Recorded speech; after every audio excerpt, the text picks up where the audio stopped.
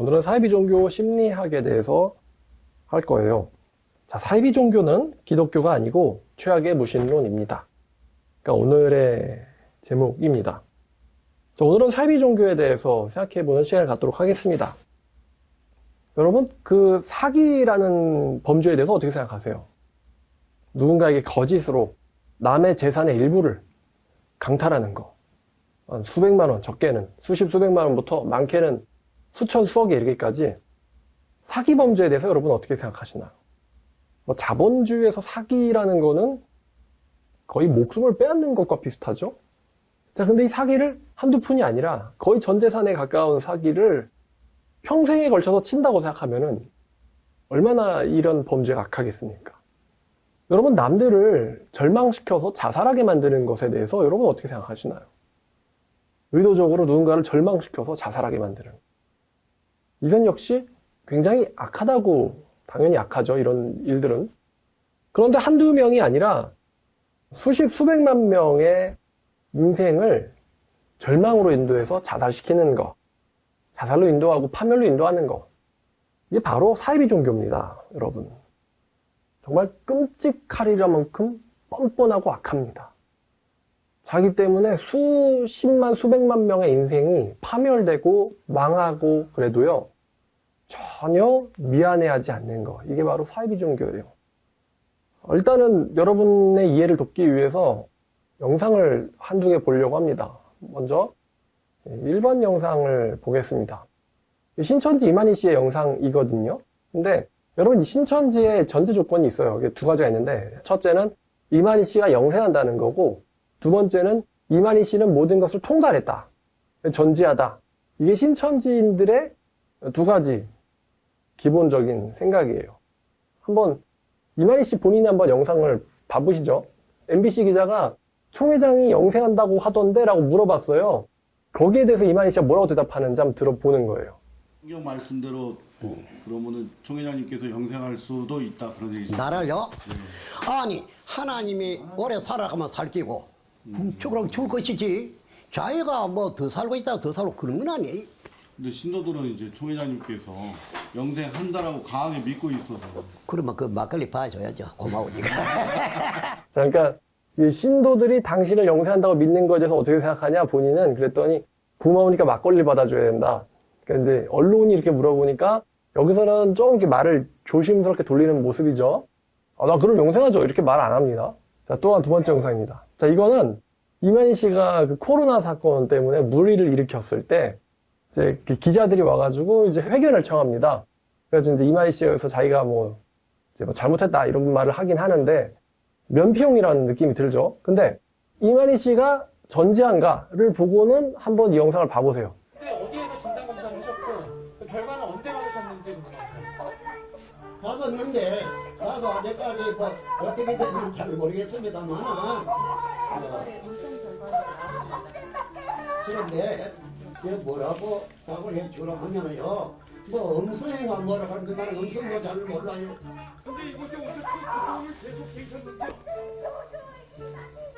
여기에 며칠 전에 2월 17일에 왔습니다. 그런데 한 군데 그런 가만히 있을 만한 그런 발달을 못해요. 그런데 여기 27일 날 왔습니다. 그리고 또 17일 날이요. 그런데 17일 날 왔다 꼭 왔다 자꾸 그래 하는 것입니다. 그래 안 돼. 움직이지 않고 여기에 있었다고 하세요. 정확히 말씀해 주세요. 17일에 오셔가지고 예, 여기 이렇게 나와갖고 어디 갔다 오기도 하고 했습니다. 보니까 음성이 뭔지 잘 몰라요. 내가 여기 온지 모르겠네. 17일, 27일 이러고 또 왔다 갔다 했다고 하니까 그냥 여기에만 있다고 하세요. 여기에 있기도 하고 왔다 갔다 하기도 하고 했습니다. 지금 옆에서 뭔가 알려주지 않으면은 대답이 좀 힘들죠? 자, 여러분, 어떻게 생각하십니까? 이분이 정말로 이제 유일한 보혜사다, 보혜사 성령이다라는 주장에 대해서, 자, 이만희 씨가 이런 말도 했었어요. 이만희 씨가 구속됐었을 때 이렇게 말했습니다. 이만희 씨가 한 말이에요. 내가 입원한 상태에서 구속되어 고통을 말로 다 못하겠다. 차라리 죽는 게 편할 것 같다. 자살해서라도 고통을 면하고 싶다. 라고 말을 했고 이게 2020년 11월 4일 날 기사로 나왔습니다. 자기가 너무 아프다고 자살해서라도 고통을 면하고 싶으니까 제발 보석해달라는 이야기죠. 풀어달라는 이야기입니다만 자살해서라도 고통을 면하고 싶다라는 이제 전지한 영생보혜사의 말에 대해서 여러분들 어떻게 생각하시냐 이겁니다. 근데 이 정도 나왔으면 사실 탈퇴를 해야죠. 자, 또 다른 사이비 종교입니다. 하나님의 교회라고 있죠. 장길자 씨를 하나님으로 믿는, 여신으로 믿는 종교입니다. 자, 근데 이 장길자 씨가 이제 하나님인데 어머니 하나님이라고 불려요, 거기서는. 근데 어쩌다가 이 장길자 씨가 어머니 하나님이라는 이름을 갖게 됐느냐?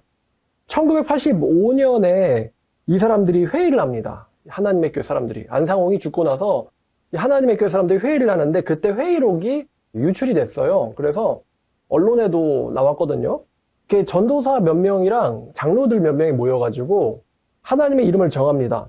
어떤 전도사가 이름을 영모라고 하는 게 어떻느냐? 영모. 영적인 엄마. 영모라고 하는 게 어떻느냐? 그랬더니 어떤 장로가 영모는 느낌이 이상하다. 어머니라고 부르는 게 좋을 것 같다. 그러니까 이제 다른 장로가 그래, 어머니로 부르는 게 좋겠다. 그러니까 이제 또 전도사 한 명이 또 그래요, 어머니가 좋겠습니다. 그래서 장로 2명과 전도사 1명의 추천으로 어머니라는 이름이 채택이 됐다 이것이죠. 하나님의 이름을 지들이 회의에서 정하고 있습니다. 하나님의 이름을. 여러분, 아담의 이름을 누가 지어줬죠? 하나님이 지어줬죠? 그러면 셋, 이런 이름 누가 지어줍니까? 아빠가 지어준단 말입니다. 근데 이 사람들은 하나님의 이름을 지어줬어요. 어머니라고. 그래서 지금 오늘날 이 장길자 씨가 어머니 하나님이라고 불리고 있는 것입니다. 재밌는 거는 얘네들이 요즘에는 안상홍 씨가 어머니에 대해서 예언을 했다고 하거든요. 근데 막상 안상홍 씨 죽고 나서 어머니란 이름을 자기들끼리 회의에서 정하고 있어요. 재밌죠? 어머니가 먼저가 아니고 안상홍이가 먼저 이야기를 했는데 얘네들은 회의에서 하나님의 이름을 정하고 있단 말이죠. 자, 또 하나의 종교 집단을 살펴보겠습니다. 여러분, 신옥주 목사의 은혜로 교회라는 곳이 있습니다. 얘네가 2021년 10월 1일에 조선일보와 동아일보에 전면 광고를 냈어요. 근데 이 광고가 굉장히 글이 깁니다. 여러분들 다 읽으실 필요도 없지만 저는 다 읽었어요. 읽어보고서 충격적인, 또 목사라면 해서는 안 되는, 기독교인이라도 해서는 안 되는 말들을 제가 몇 개 찾아냈는데 신옥주 씨가 한 말입니다. 뭐라고 했냐? 예수는 교만한 자다. 예수는 거짓을 말한 자다. 예수는 자기 생각대로 말한 자다. 예수는 악행으로 자신을 단명시킨 자다. 예수는 살인자 목사들의 주인이다. 예수의 말만 믿고 주 예수라 하여 예수를 주인임을 입으로 시인한 모든 사람들의 주인은 바알이다. 예수는 자신의 언행을 하나님의 법에 비추어 돌아보지 않아 자신과 신자들을 모두 다 천하게 만들었다. 자, 예수는 영원한 선을 다 폐괴케 하여 다른 신이 된 자다. 폐괴케 하다는 건 무너지고 부서뜨리다 라는 뜻이에요. 영원한 선을 파괴시키고 다른 신이 된 자가 바로 예수다. 예수가 바로 음해자며 예수를 통해서 모든 더러운 것이 사람의 입에서 나온다. 하나님의 창조 섭리를 어기는 치명적인 악을 행하는 사람이 바로 예수다. 예수는 음해로 시작하여 광패로 자신의 언행을 끝냈다. 광패라는 것은 광기, 미친, 사납고 막되다란 뜻입니다. 예수는 음해로 시작하여 광패로 자신의 언행을 끝냈다.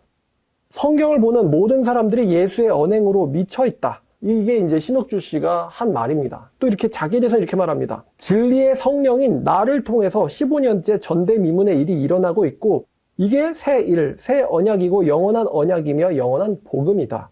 예수는 재림하지 않으며 구세주, 구원자, 메시아가 아니다. 모두 꿈에서 깨어나야 한다. 라고 전면 광고에다 냈어요. 여기까지입니다. 정말 놀라운, 여기까지도 우와, 이렇게 말할 수 있구나. 이렇게 말할 사람도 있구나. 근데 여러분, 놀라운 이야기를 하나 해주면요. 이 신옥주 씨가 신학교 신대원 또 출신입니다. 이게 참 놀랍죠? 서울신학교 중앙총회 신학대학원 대학교 대학원을 졸업을 했어요. 그러니까 대학교도 대학원도 다 신학 쪽으로 했습니다. 그리고 2002년 예장 중앙총회교단에서 목사 안수를 받은 사람이에요. 정통교단에서 말입니다.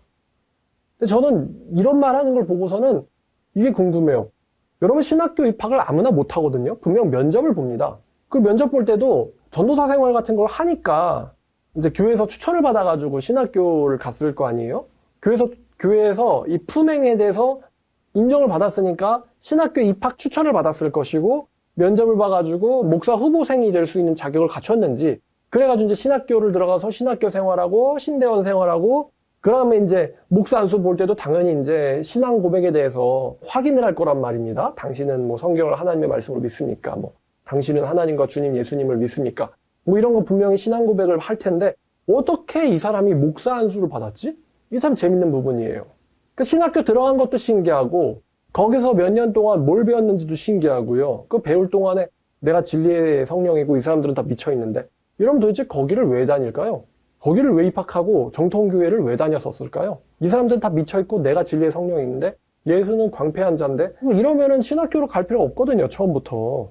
예수님처럼 신학교도 안 다니시고 그냥 뭐 하나 세우시면 됩니다만 처음부터. 근데 이 사람이 중앙총회교단에서 목사 안수를 받은 정식 목사입니다. 어떻게 정식 목사라는 사람이 이런 말을 할 수 있을까? 자, 이런 주장에 대해서 뭐 반증은 오늘은 반증하는 시간이 아닙니다. 심리학을 다루는 시간이죠.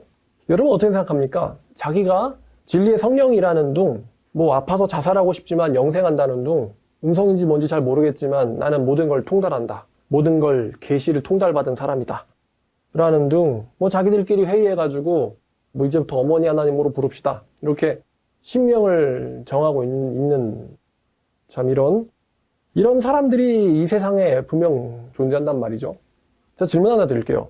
여러분 하나님을 경외하다는 표현 알 겁니다. 두려워하다는 뜻이거든요. 근데 이 사람들이 하나님을 두려워하는 것 같습니까? 하나님을 두려워하는 것 같습니까? 이 사람들이? 하나님을 두려워하면 아무것도 모르는 어리석은 자기 자신을 가리켜서 진리의 성령이다, 보혜사다.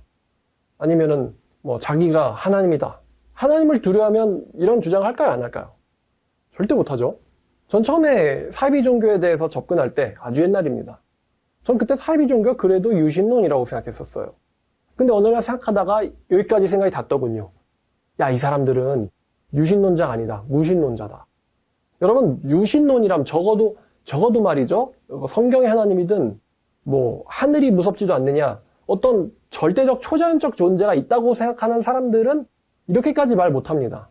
그런 분이 전혀 없다고 생각하니까 이런 말 할 수 있는 거죠.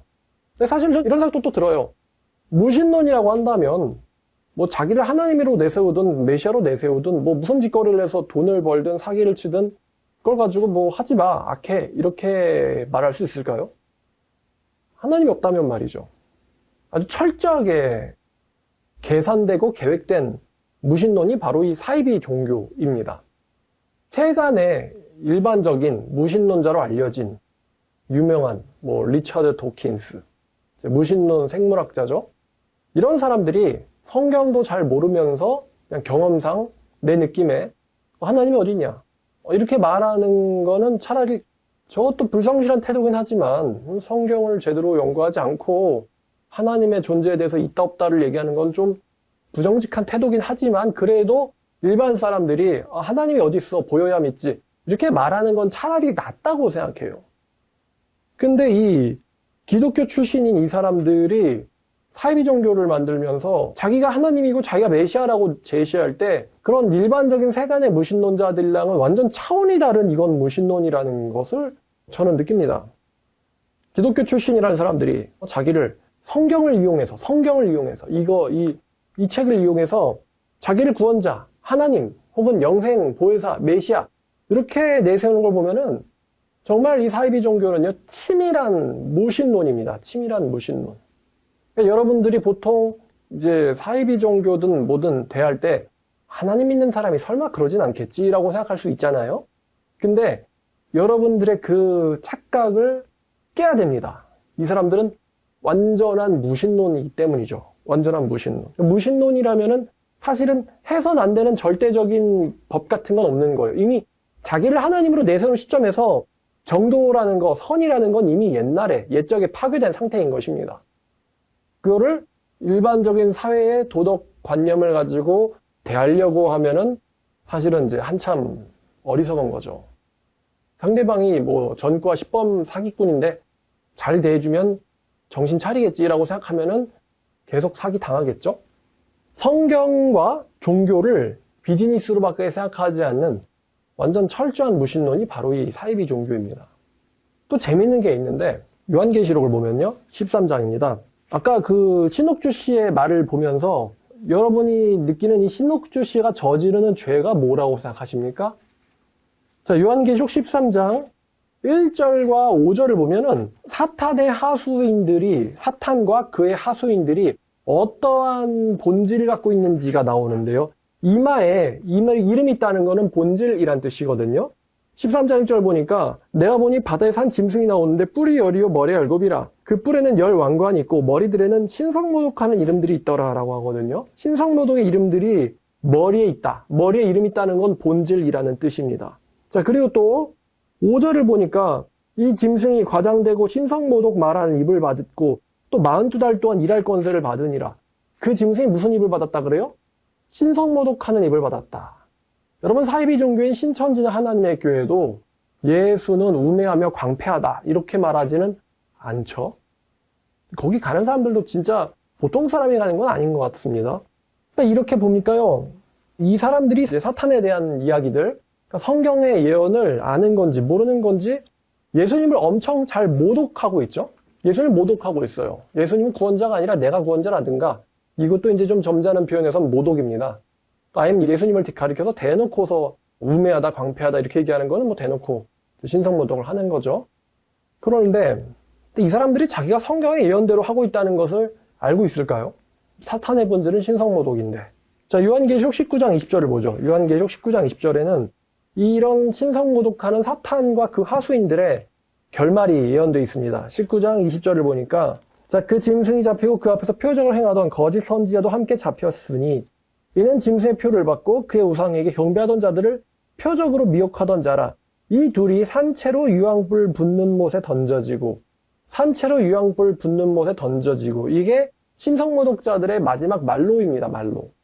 여러분들이 야, 어떻게 저런 존재들이 이 세상에서 존재가 될 수 있을까 생각할지 모르겠지만 예수님이 재림하실 날까지 이 사람들은 활동을 하고요.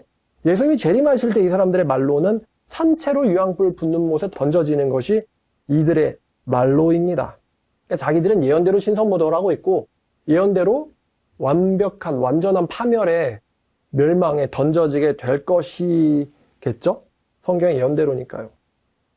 자, 정리합니다. 여러분, 그러니까 무신론이라고 하는 이 이론의 사실은 가장 진정한 모습이 바로 이 사이비 종교입니다. 사이비 종교. 무신론의 진정한 모습이 사이비 종교. 여기서는 거짓 이런 게 너무나 그냥 팽배해가지고요. 여러분들이 상식을 가지고 그 사이비 종교를 대할 수가 없을 정도로, 아니 어떻게 거짓될 수가 있을까? 이 거짓의 끝판왕이 바로 이 사이비 종교고요. 또 자살로 사람 망치는 것의 끝판이 또 이 사이비 종교입니다. 인생 파탄시키는 것의 이 끝판이 역시 또 사이비 종교고요. 가정을 파탄시키는 것이 이 사이비 종교입니다. 완전 망하는 거죠. 차라리 어떤 변을 당해도 사이비 종교에 빠지는 것보다 더 나쁘고 악한 일은 이 세상에 없다는 거죠. 그런 일은 없어요. 거기서 인생과 영혼과 정신과 물질을 모든 것을 생명마저도 착취당하고 파멸로 인도되는 게 바로 사이비 종교입니다. 빠지면요, 솔직히 자살하는 것 외에는 답이 없을 정도로 사람을 절망시키거든요. 나오고 나서 그래도 자기가 살아가려면은 거짓말이라도 자기 자신한테 계속 해야지 그나마 자살 안 하고 겨우 간신히 살게 만드는 게 사이비 종교예요. 또 사이비 종교 나온 사람들은 이 거짓이라는 게 좀 몸에 잘 붙어 있기도 하죠. 자, 로마서 3장을 보겠습니다. 로마서 3장. 무신론의 끝판이 바로 이 사이비 종교다. 수십만의 사람들이 망하든 말든 자살하든 말든 인생을 헛살든 말든 나랑은 상관없고 저 사람들은 내 착취의 대상일 뿐이며 저 사람들은 완벽히 멸망시켜야 되고 천국 갈 기회를 뺏어버려야 된다라고 생각하는 게 바로 이 사이비 종교입니다. 한번 읽어보겠습니다. 자, 로마서 3장 10절부터 18절까지입니다. 기록된 바 의인 없는 자 하나도 없으며 깨닫는 자도 없고 하나님을 찾는 자도 없고 다 치우쳐 함께 무익하게 되고 선을 행하는 자가 없나니 하나도 없도다. 그들의 목구멍은 열린 무덤이요 그 혀로는 속임을 일삼으며 입술에는 독사의 독이 있고 그 입에는 저주와 악독이 가득하고 그 발은 피 흘리는 데 빠른지라 파멸과 고생이 그 길에 있어 평강의 길을 알지 못하였고 그들의 눈앞에는 하나님을 두려워함이 없느니라. 자, 이 말씀과 정확하게 일치되는 사람들이 어디 있겠느냐 싶지만은 사이비 종교는 여기에 완벽히 일치합니다. 목구멍은 열린 무덤이고 혀로는 속임을 써보며 입술에는 문자 그대로의 독사의 독이 있어요. 사람을 죽게 만드는 독이 있습니다. 사기에 빠지면 죽게 만드는 거죠. 저주와 악독이 가득하고 그 발은 피 흘리는데 빠르다. 이게 사이비 종교의 무신론의 본질이에요.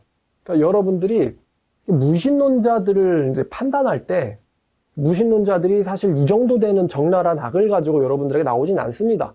그들은 도덕과 윤리라는, 적어도 도덕적이고 윤리적이어야 하잖아라는 어떤 이 압력에 굴복해가지고 자기 자신을 포장을 해서 여러분들에게 내세우거든요. 그래서 이 정도까지의 적나라하고 선명한 악을 여러분에게 보여주진 않습니다만, 진정한 무신론이 사이비라고 봤을 때 이 사이비 종교에 빠진 사람들 혹은 거기 교주들의 모습과 무신론자들의 모습이 상당수가 닮아 있는 게 사실이에요. 농도가 짙든 옅든. 왜냐하면 무신론 안에서는 윤리의 제한이 없거든요.